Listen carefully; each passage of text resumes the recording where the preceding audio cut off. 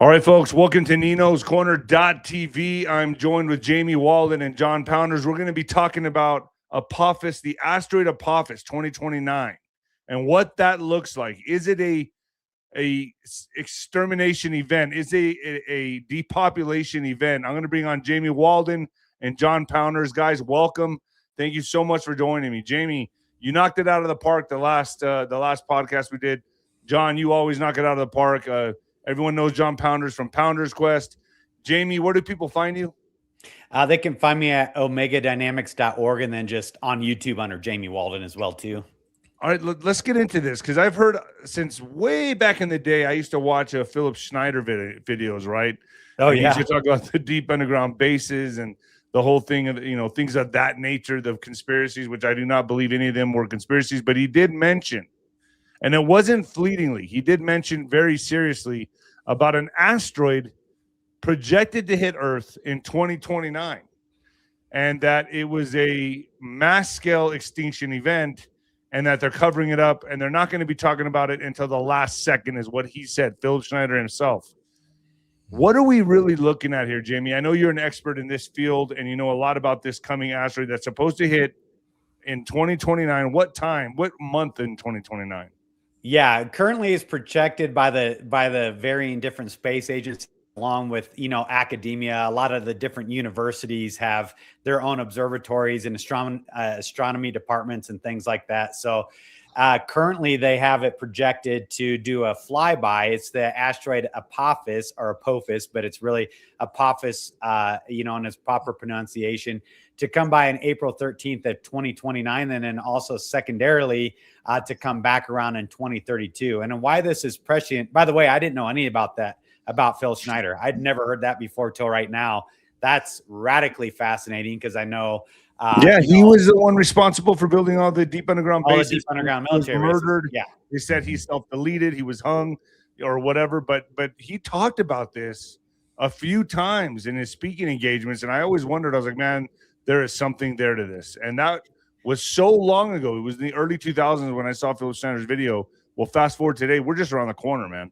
Yeah, for real. And there's quite, it's very prescient, and there's a lot of different things that if people aren't looking at the macro that they're going to miss. And that's kind of the worldview I'd mentioned on, when we were talking about the Arch of Trump, that really the reality of all these, the micro data points that have been breaking out for almost the last decade can only really be understood through that lens of Apophis, or maybe not Apophis in particular, which has the high probability to be biblical wormwood, just depending on the timing and the 7 year time span of when it comes back around with regards to Revelation, and the 3.5 year midpoint of the tribulation when wormwood, the great mountain of fire, is cast down in the sea. And then we get all these varying aspects of astrocatastrophism with the radical earth changes. This gets into your volcanism, your crustal plate displacement, your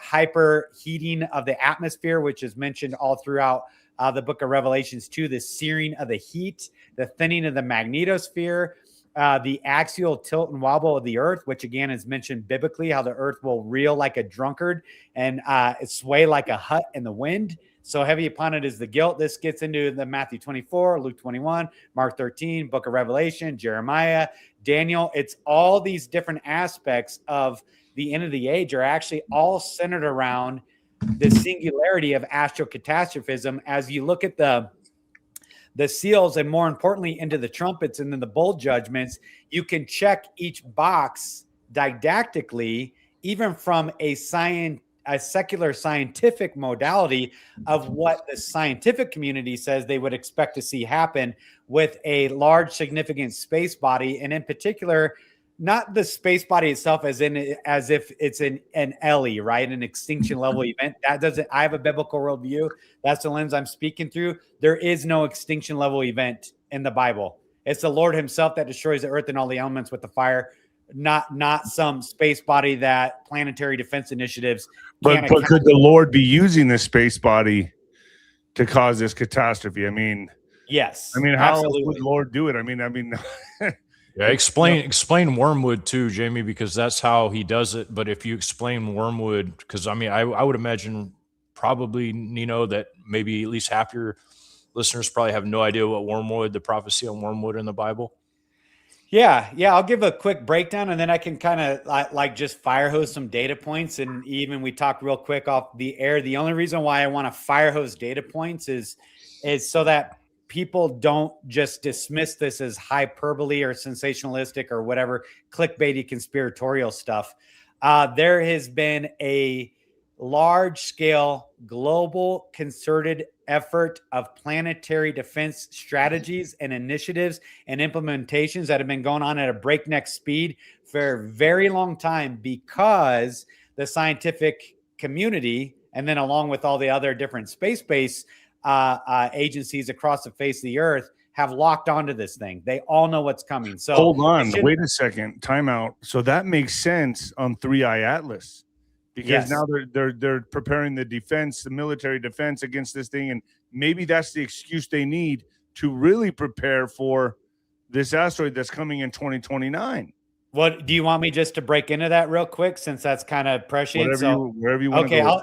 I'll do a quick layout, right? Okay, so I got notes in front of me, so I don't say anything wrong, because the timing on all this stuff is unbelievably relevant. As soon as they locked onto Apophis, which I actually didactically they say in 2024, I actually believe it occurred in 1987 when President Ronald Reagan gave an address to the UN General Assembly. And I'm paraphrasing here. I have the notes in front of me, but just for brevity's sake, where he said, I often wonder how quick all of our differences would go away if we, as a human species on the face of the earth, face an existential alien threat from outer space. From that point on, the entire globe has shifted, if anybody hasn't realized that. By the way, it was within several months of him making that announcement that he initiated Star Wars, the Star Wars program, which was the initial implementation of a planetary defense initiative. Okay, so now you start getting into all the predictive programming with, Deep Impact, which was the governments of the world knew that this asteroid body was coming in, and they didn't tell anybody to the last minute because of the human chaos factor. Then you get into the movie Armageddon, predictive programming, where they're trying to figure out how to land things on an asteroid or a meteoroid, an asteroid, to drill into it, to detonate it so that it'll break apart. Then you get in, you can go down the line of predictive programming, but besides the predictive programming aspects of it is the governmental things that transpired with that, in particular since the early 2000s. So what's interesting is when you look at there was a particular simulation that was held in New York City in May 2019 of an asteroid impact over the course of several years and how to respond to it. And once this finding came out, if you pay attention to this finding, everything broke out from there on out. It went from this finding of the simulation of asteroid impact into Event 201, into what became rolled into the consolidation of all forms of transport and manufacturing, consolidation of this and removal of that, consolidation of media outlets, and then it rolled into Trump initiating Space Force in 2019 as well, standing up, what now they're coining as a golden dome. But that's been in the works for a very long time. Also, the unification of all the different planetary defense strategies. And along with that, you had the rollout of, not the rollout, but the ludicrous speed of modern monetary policy, which is spun into oblivion. And also the consolidation of, believe it or not, what can be coined as the transhumanism agenda for a wide-scale genetic data bank to be created, along with a seed vault to be created, along with this amalgamation of all things genetic to be consolidated on a global level as well, too, along with all these multiple other different initiatives that are just now standing up. So this gets into even what they're saying with 3i Atlas currently. As of this week, they came out and specifically stated, New York Post has a thing, that space agencies are conducting the largest ever planetary defense drill with 3i Atlas approaching. So I posit that even one of the reasons for the standing up of ICE and this cover of immigration and the deployment and the mobilization of National Guard troops across the U.S. and the conscriptions going on across Europe and Asia and Eurasia is all because of this astrocatastrophism that all the governments of the world know is coming. Which would explain why they built such elaborate bunkers underground and the elites are planning to go underground. Is this the reason why? Yes, and not just that, but also off Earth. So this gets into the concept of arcs and off Earth arcs, and how at this same time, after this simulation was ran in 2019, our entire collective global consciousness and unity of effort between science, tech, private, public partnerships, and everything else got instantly galvanized. This is where you start seeing Starlink and all this other stuff being pushed out, this public-private partnership. This also gets into, and actually Sean Ryan's had a lot of these guys on his program, the standing up of Astroforge, which is exactly what Armageddon is based on, is off-Earth mining operations to drill into moving asteroids, quote unquote, for rare earth metals. But at the same time, they are, you can go read, this is all white papers, you can read it. They're also using these public-private partnerships like Astroforge to see if they can drill into asteroids with these drone-based, space-based vehicles and detonate them to break them apart on impact. Why is that important? Because also in 2021, NASA all of a sudden out of nowhere launched their DART mission, which stands for Double Asteroid Redirection Test, wherein they slammed a piece of space junk like a satellite into an asteroid called Dimorphos to see if they could direct it off course as a test for an incoming asteroid that may threaten the longevity of humanity on planet Earth. Can we redirect it? Crap, it failed. Can we blow it up? Crap, it fails. So these are all the findings of that simulation, that every single effort that they used in their simulation in 2019 to redirect or to break apart an incoming asteroid failed. John, you were going to say something? I was going to say this. So I think a lot of people probably skeptical about what they're spending their money on, whether or not they're actually trying to fly into space and do all these different things. But to me, there seems to be an underlying reason that's not just asteroid related. That may be like the term they're using, but do you think that it's maybe something big different than an asteroid? I mean, you look at what people are saying about this through our atlas. Some people are saying that they're astral projecting into this place, that there's entities involved. There's a book written by Tom Horn about Apophis. Wormwood seems to be possibly an entity in the Bible. So like, what are your thoughts on that? Could it possibly be not an asteroid, but actually like an entity that's coming to ship home? Because that seems to be like what almost all other religions speak of, an entity coming down to make war or do something. Yeah, I mean, that's a good question because, going back to your original question about what is Apophis and then its correlation to biblical wormwood, is Apophis is actually an ancient Egyptological deity. It is a chaos serpent. It was a serpent demon of darkness and destruction and chaos. And the unique qualifier about the Egyptological deity of Apophis is that once it started, it could not be stopped or reversed. So it's interesting that the international space-based communities, and again, if you don't believe in outer space, I'm sorry, maybe this conversation is irrelevant, because everything is actually based on space and space vehicles and different things like that. In fact, they just recently put up 60 spacecraft in order to coordinate with the different planetary defense initiative agencies, because this is how significant it is. On a side note, the European Space Agency just allotted $30 billion just for planetary defense against incoming asteroids. By the way, when we know and understand how small the European economy really is, that is a huge chunk of money for Europe, because European economy is incredibly small compared to the US. So back to Apophis, what's intriguing about Apophis as well too is it's actually one of the gods of Egypt that God specifically sent Moses to judge during the 10 plagues. Why is that relevant? When you look at the book of Revelation, it is the Exodus and the judgment of the gods of Egypt, and in Exodus is a type and shadow of what happens in the book of Revelation, which is why, again, at the end of Revelation, we've seen the Song of Moses. because the Song of Moses was sung after the destruction of the gods. It wasn't about Pharaoh himself. It was actually about the ruling principalities in the land of Egypt that it says God specifically came to judge. That's why each one of the plagues is particular to a ruling principality and what they had power and control of, why God did the different plagues. So Apophis was one of the chief deities being judged at that time.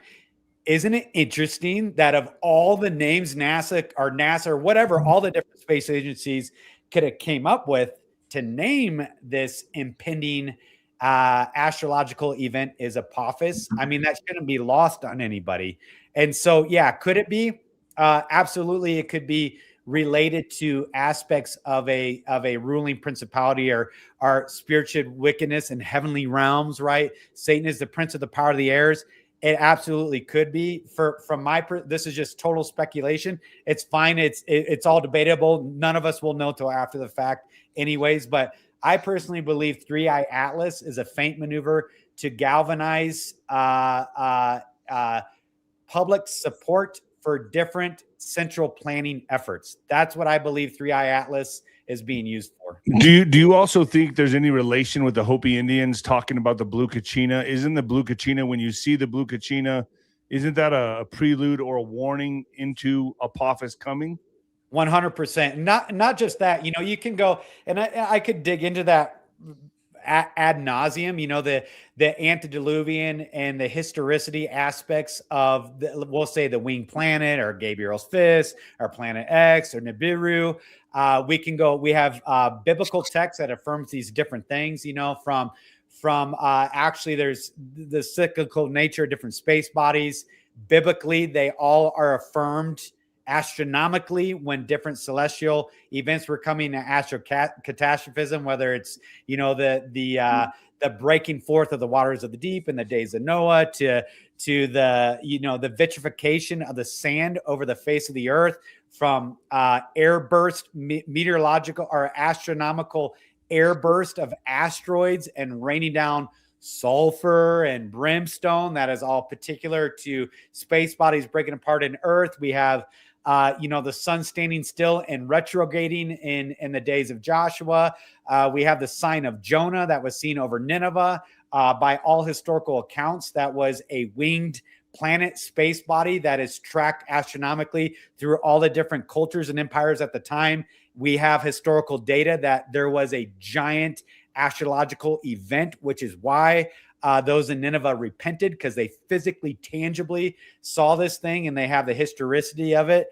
Even down into Incan, Mayan, Aztec. I was on an expedition where we discovered an astronomical observatory on the Incan Trail in the high Andes, where they were tracking these different space bodies. So there is the accounting of that, and that's why when we look at the Bible from this biblical worldview, the reason why it's prescient is because every single thing man can counterfeit and they can justify and they can poo-poo away.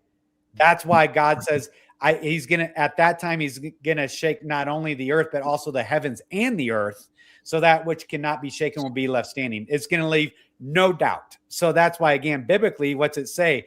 The great men, the mighty men, the generals, they hide themselves in the rocks of the earth from the great and terrible day of the Lord and the wrath of the Lamb. They know who is doing it and where it's coming from, but they refuse to repent. And then we also have Obadiah 4:4, where God's speaking a rebuke against the elite. And he goes, though you set your nest among the stars, I'm going to bring you low for judgment. So they're going to try to go in the earth, and they're going to try to get off earth because they know what's coming. Which will be like coffins to them, right? Isn't that what it also says? It'll be like death coffins for them, correct? Yeah, I mean, it doesn't say that particular, but they're going to cry out for the rocks to fall on because they know what's going on. So now this lends credence to the Zuckerberg interviews about his underground military bases, and the Oprah and their underground military, and everybody's building like crazy. And then also they shut and sealed this Svalbard seed vault, which contains every species of heirloom seeds ever. This also gets into the mass consolidation of genetic data banks through 23andMe and genealogy.com and all that other stuff, because they're actually storing a genetic arc too. This also gets into the rollout of the mRNA things because they're actually preparing for the radiological effects, the permutations on the DNA from the thinning of the magnetosphere secondary to the astrocatastrophism. And here's where all this comes together is the depopulation agenda. Every single thing is tied into the macro of Apophis. We can't understand the last 20 to 30 years of our nuanced, weird things without understanding the reality of the central planners of the world with regards to Apophis in particular. I mean, it is actually linked to everything, including the incessant push for World War III, the incessant push for sterilization and population reduction through different, social programs. In one aspect of depopulation, then you have sterilization, then you have the feminist movement. All these things are actually. What does it matter if this thing's gonna depopulate anyway? I mean, it's gonna hit us because let me tell you why. Yeah, and this is what I didn't break into. It was because of the findings from the simulation that they ran. And everything has been dictated by those findings ever since then. It had the heads of JPL, JPL's near Earth objects. It had the Planetary Defense Coordination Office. It had FEMA's Response Operations Division. It had the European Space Agency's Planetary Defense Office. It had the International Academy of Aeronautics and Planetary Defense Conference of 2019. And here's what their findings were in this simulation after they locked onto this asteroid, and they can work the data. It's math, right? It's all math.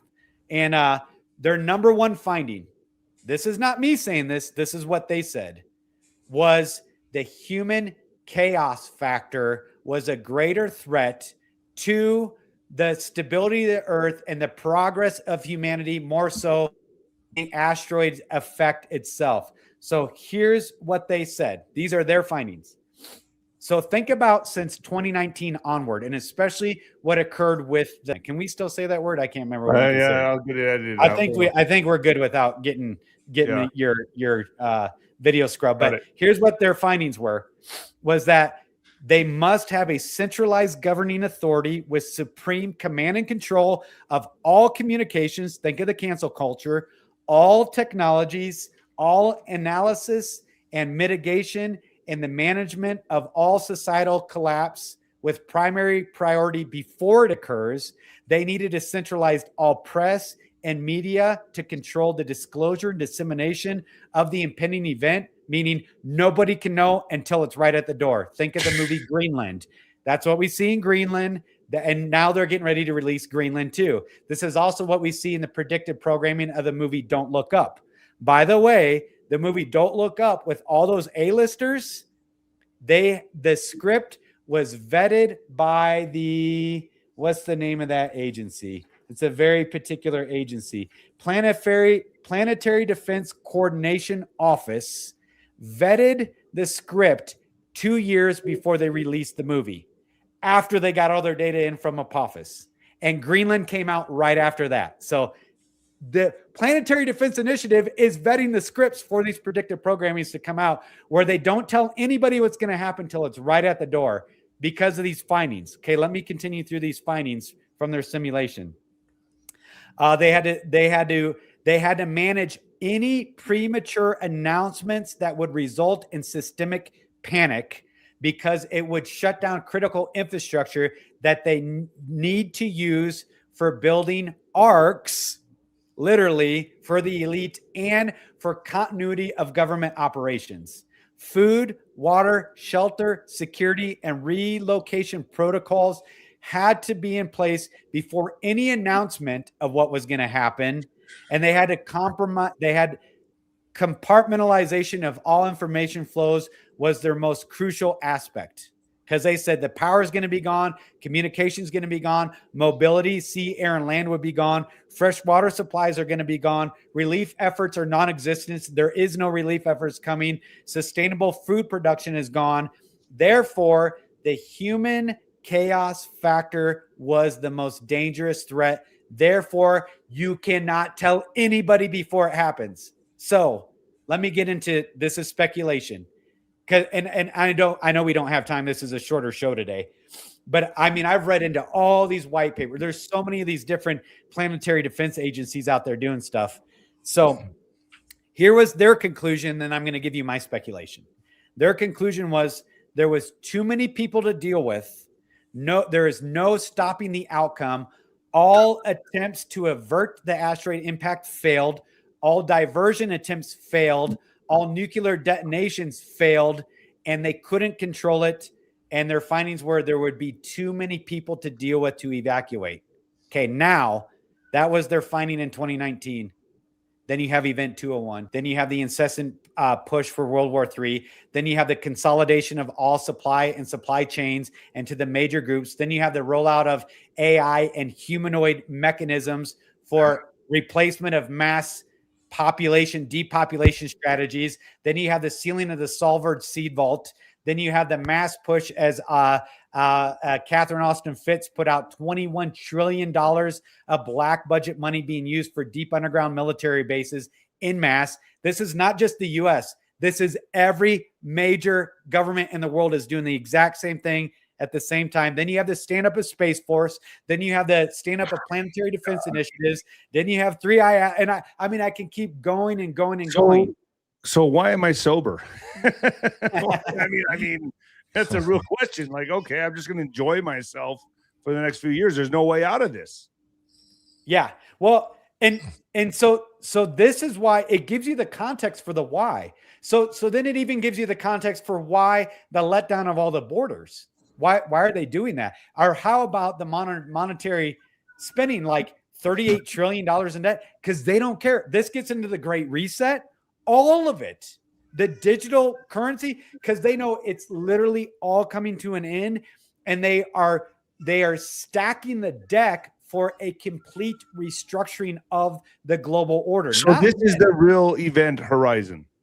It actually is. And by the way, the scientific community, the military industrial complex, the intel community, and the policy making central planners, not all of them, but the majority of them, they all know why it's coming. So there's a reason why when you see them like using different social heartstringy things to roll out other aspects and consolidate more governmental control, consolidate supply chains, consolidate information flows, all that, even securing Washington, D.C. with all their fencing, blah, blah, and the borders, and also the letdown of the borders. Now the reimplement, all of it is born out from what these central planners have worked out through their simulations of the imminency of the effects of the asteroid on the U.S. And then, okay, then we can break into all the Earth changes that have been happening for the last 5 years. Well, let me just add to that for a second, because I heard the Earth changes was from a supernova explosion in distant galaxy, or within our galaxy, supernova constellation, or a supernova Betelgeuse, I think it was called, where we're being bombarded right now with gamma rays, and that is why we're seeing all these rapid Earth changes, and we're going to see a lot more as we get bombarded more and more with these. Is it not that? Is it because this asteroid's coming and the mass itself is causing this stuff as it approaches? Yes, that's exactly what it is. So it's not necessarily related to the supernova, but it's related to the perturbances on the space bodies and the different planetary bodies. How big is this thing? How big is this thing that's coming? It's the size of the Eiffel Tower, to put it in the context. And that's big enough to cause disturbances on our planet already? Because what it causes this disturbances on is the effects of the sun. So you have the CMEs and the solar storms. And then secondary to that, that has effects on the magnetosphere and the magnetopause. And then as that changes, what that does is it actually affects the core of the Earth and crustal plate displacement. And then you get your volcanism, and then you get the superheating because of the different particle radiations. Has everybody seen all the news headlines about the Mediterranean being like as hot as bathtub water, and it's jacking up the hydro conveyors, which is jacking up the atmospheric rivers, which is creating superstorms, which is why we're getting these different deluges. It's actually created a changes in the core of the Earth, which affects everything else from there on out. So it is all the earth changes are secondary to the effects of this space body on the sun. And so then we can get into the book of Revelation and what it actually lays out for us in particular. It details. But is it going to have exactly a what the direct scientific hit community with says. Earth? Is it going to have a direct impact, or is it just going to be debris from the tail that hits us, and it's just going to come really close? Biblically speaking, it's debris. So it talks about a third of the real, earth. real quick, Go ahead, real John. quick. I want to read just part of Revelation 9 because I think this is what you're talking about here. But if you read Revelation 9, it talks about stars falling to heaven. You have a fifth angel sounds the trumpet. You have a star that falls to heaven. Something interesting because you guys are talking about the asteroids and what they look like. I don't believe they can see them. I think that they say they can, but I've even the 3-eye atlas thing, like you get different pictures from different people. There's one guy that actually honed in on it, but there's like all of these like fake ideas about what it may be. And I'm not saying they don't know, but I will say that in the Bible, like and you have two stars that fall, right? You have the star that falls that opens the bottomless pit. And then you have the wormwood that causes like 1/3 of the whole entire population to die because you were talking about the waters, because the waters are made bitter. And like that word wormwood means Chernobyl in Ukraine. That word means wormwood. So we're talking about something much greater, in my opinion, than just a rock coming to hit the world. I mean, we're talking about the waters being made bitter. We're talking about smoke coming out of the pit and locusts and all these crazy things. I mean, we're talking about some catastrophic, mind-blowing event that's going to cause people's hearts to fail them, at least according to what I'm reading here in the Bible. Yeah. And that is, and so just, as a paraphrasing Cliff Notes synopsis, as it talks about a third of the trees, a third of the grass, a third of the ships, a third of the fish of the sea, burned with fire, destroyed. Then you have these preceding events. It's like ripened figs being shaken from a tree, falling from the heavens, stars falling from the mountains, 70-pound hailstones mixed with fire falling from the heavens, all these different aspects. Then you have the greatest earthquakes the world has ever seen. They've never seen them before. The roaring of the seas and the waves. It talks about people trying to hide themselves from the heat of the sun. Remember when that magnetosphere gets thin or disruptive, now you're getting straight solar radiation. Straight solar radiation is what initiates earthquakes. That's why people are always watching the geomagnetic storms to know as a predictor of when the next big earthquakes and tsunamis are going to occur.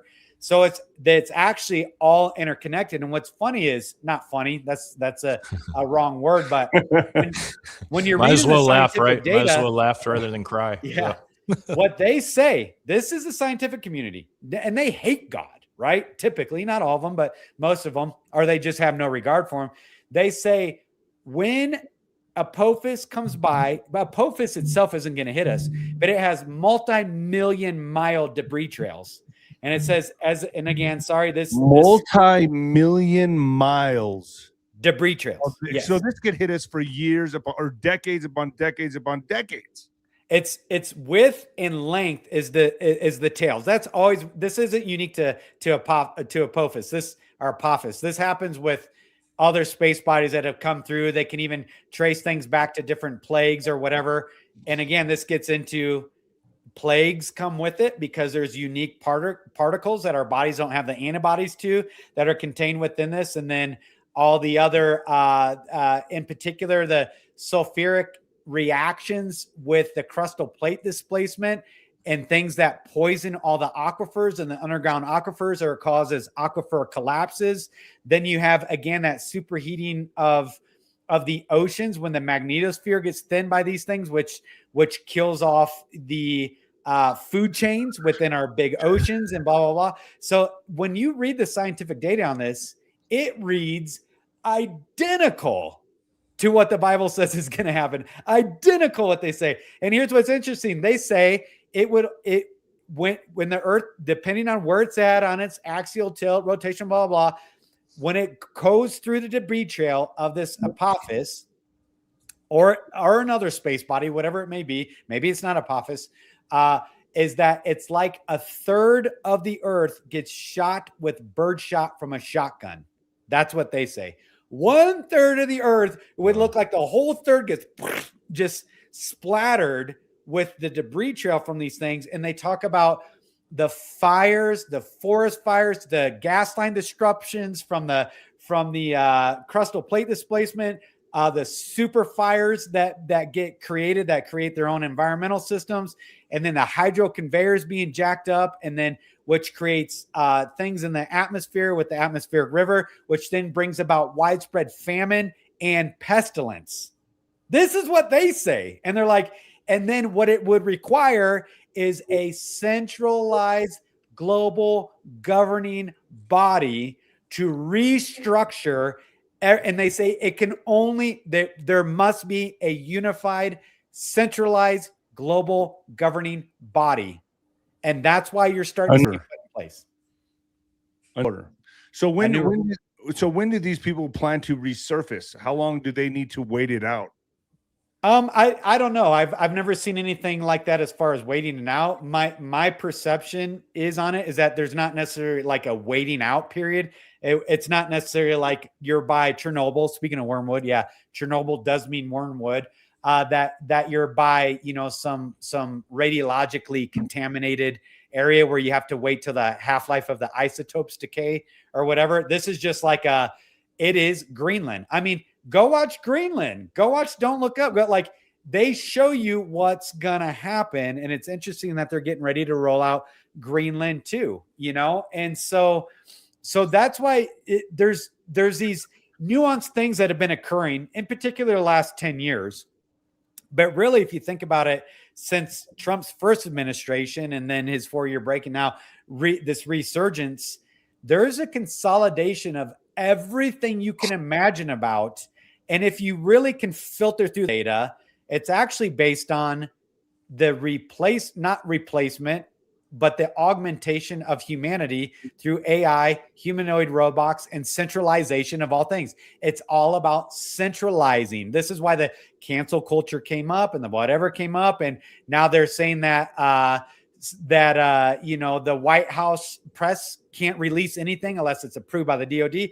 By the way, Trump in the last 6 months shut down numerous satellites from NASA and from NOAA for data sharing on Earth changes. They are not allowed to share any data, satellite data anymore, with the universities and the academic and even the meteorological community about what's happening to the Earth. They blacked them out. They blacked out the satellites under Trump's orders, and they're saying it was because of the government shutdown.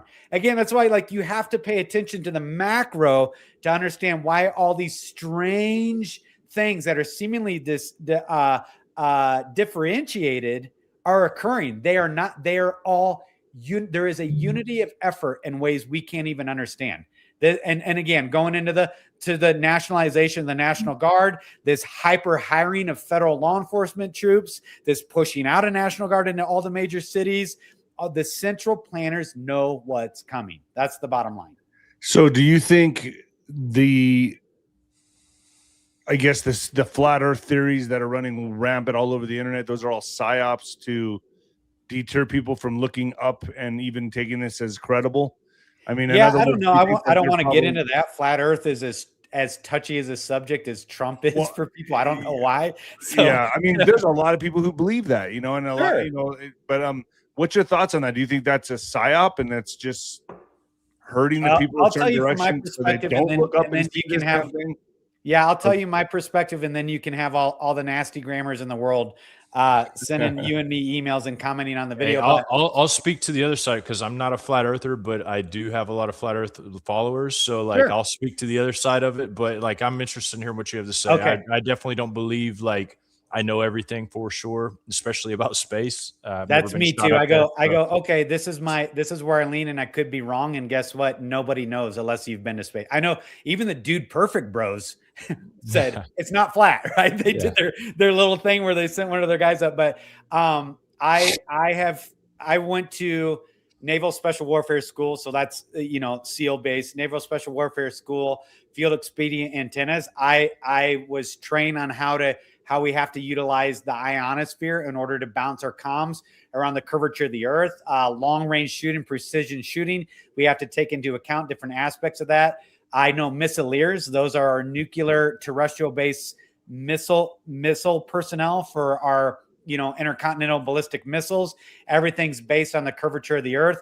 One of my best friends who I talk to regularly works within the aeronautics tech industry, designing rovers and vehicles for off-earth exploration. He's described to me the math that they use to have to account for all the different gravitational pulls and the curvatures and the orbital nature of different things like that. And this, I can't vet this, but I have a good friend whose uncle was part of the Solar Walden program. Whether you believe that or not, that's okay. And so there's a lot of off-earth based stuff. And then I also know people in the other intelligence communities, NSA, MARSOC, JSOC, SOCOM, and everything is based off of the curvature of the earth and how we interact with these things. And so I understand the evidence for flat earth. I understand how they're the firmament and the four pillars and the four corners and blah, blah. I understand how they're arriving at that conclusion, but I also think that, you're taking the Bible literally with the revelations. Doesn't flat earth support the Bible? Doesn't the Bible support the flat earth, or is that not, in your mind, not true at all? I think there's some intellectual leaps that are being made. I'm not a flat earther, by the way. I'm saying I don't know. I just don't know. I think there's some intellectual leaps. Yeah, there's intellectual leaps that are made at times. So, and again, at the end of the day, here's the bottom line is I don't care. I just can't believe I'm saved by the blood of the Lamb, Jesus Christ, and that he forgives my sins. That's enough for me. I don't pre-trib rapture, post-trib rapture, flat earth, round earth. All those are actually part and parcel to distractions in the spirit of the age, which is that they'll be proud, boastful, arrogant, treacherous, rash, full of conceit, not lovers of good, having the form of godliness, but denying the power thereof. And it actually says in particular, they'll devote themselves to mythos and endless genealogies, and they'll always be learning, but never able to come to an understanding of the truth. So my perspective is in particular, right or wrong, who's right or wrong, it doesn't matter. It is a mass divide and conquer disinformation campaign from every angle possible so that Christians are that much more ripe for the great deception. That's my synopsis on it all. Yeah, it's interesting, man. I just had a guy over here last night. He's special ops dude, but he was in weapons and stuff. And it's weird because the people I've talked to that you're saying are saying what you say. I've talked to people that say the exact opposite, that are weapons people, all of these different things, even pilots. They're saying, yeah, on paper, they say you have to, like Coriolis effect and all that, but there's actually, you don't account for that in real life. But whether or not that's true or not matters, like you said, very little, because there are people that will divide over this in a huge way. And on top of that, like they make it to be like it is the only thing that matters with flat earth. That's the reason I'm not involved in the flat earth stuff anymore, because I actually produced a documentary about flat earth and it was so divisive. I feel like it split like half the audience, and like it took away the whole idea of what we're here to talk about. We're here to talk about Christ. And I like, dude, and like he says in the Bible, I used to believe like the Bible for sure, it's talking about a flat earth. And if you believe any different, then you're a heretic. But then I'm like, okay, hold on. Let me look at this again. Let me read it. And then I'm like, okay, I can see how maybe I took that leap and I thought like, that's for sure what that means. Like that has to mean that. But then I'm thinking, okay, can it mean anything else? And that's the error that I think I've been in a lot of times in my life. And a lot of people have. It's like, you come to conclusions because that's the only conclusions you can think of. Right. But really there are like 50 other conclusions that could be the truth, So I agree. And that's why I look at like God's rebuke to Job, and it should be the open rebuke and admonishment to all of us is like, where were you at, bro? I'm paraphrasing the book of Job. Yeah. What do you know, bro? I'm God, you're not. And so the simplicity of it should be like, I don't know. He's God, I'm not. Here's what I do know is Christ Jesus forgave my sins. And if you notice, the apostles weren't concerned about the shape of the earth, and they weren't concerned about it. They were concerned about the redemption, the forgiveness of sins through the sufficiency of Christ Jesus. That was the centrality. All these they're intriguing. They're interesting. Nephilim and giants and Rephaim and antediluvian age and the historicity and pre-Adamic races and blah, blah, blah. And the different perspectives on rapture, the different perspectives on cosmology. These things are all fascinating. By the way, they've been debated for 4,000 years and still nobody has the right answer. So why is it people watch a 15-minute YouTube video and all of a sudden they're a master theologian and they finally figured out the mind of God? Like a 15-minute YouTube video and you finally mastered the mind of God. I just go, I don't know. I lean this way. This is typically how I communicate. I say I lean this way, but I could be wrong. And I'm not worried about that. Let's talk about what we do know. You know, like right. I may lean this way, but that doesn't matter. I could be wrong. So when will they pop it on us? When do you think they're going to say, all right, we're in trouble? Will they ever? Won't. They'll never. No. It's just going to. So in other words, holy cow, that means nobody will ever know until this damn thing hits us or races by us and we suffer the effects, the ramifications from it. Nobody's going to know. Nobody's going to know. It's going to leak out. I mean, it's leaking out right now. It is, but not enough. You know, so the central planners, I use central planners rather than global elite because they are central planners. By the way, let me make this caveat because this will freak people out that I'm saying this. They actually are altruistic.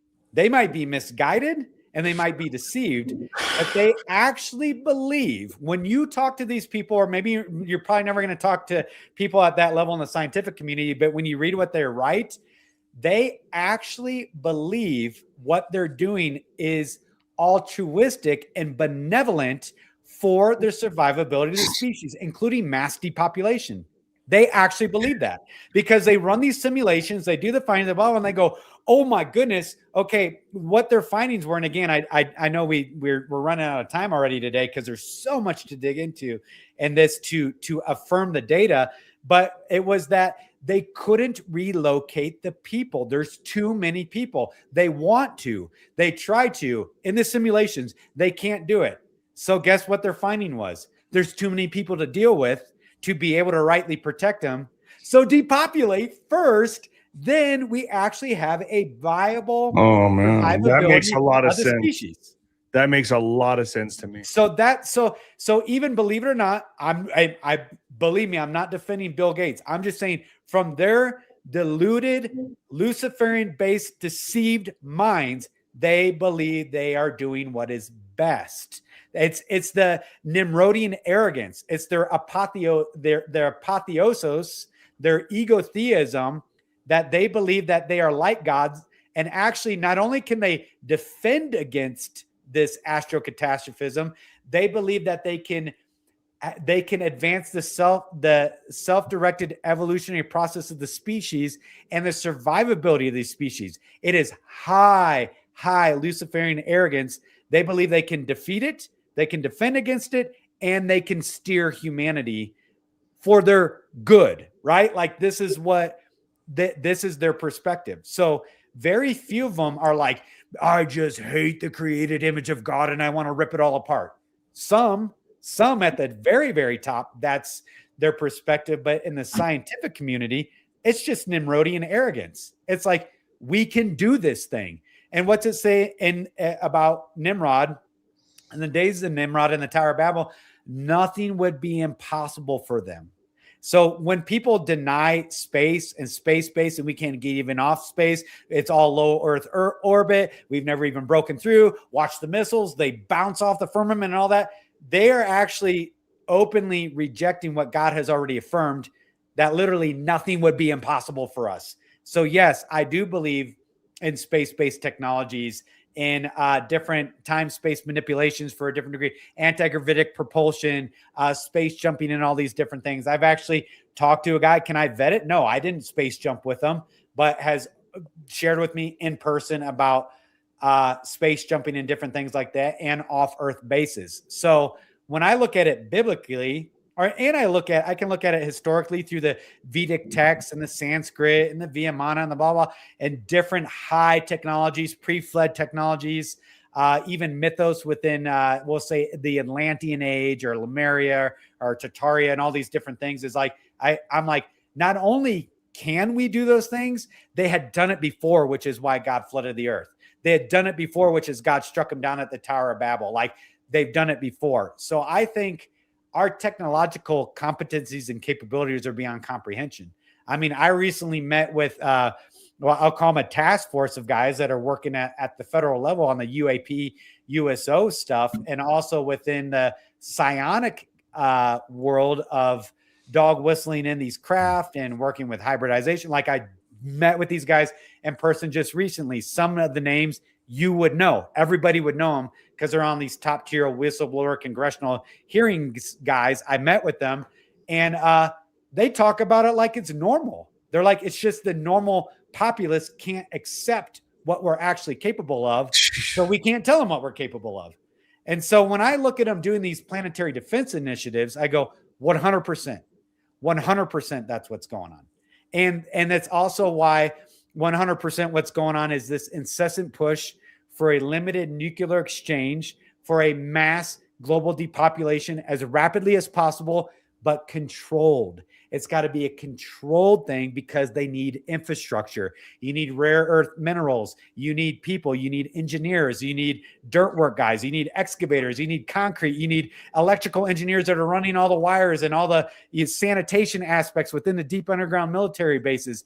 You need people. You just don't need all the people.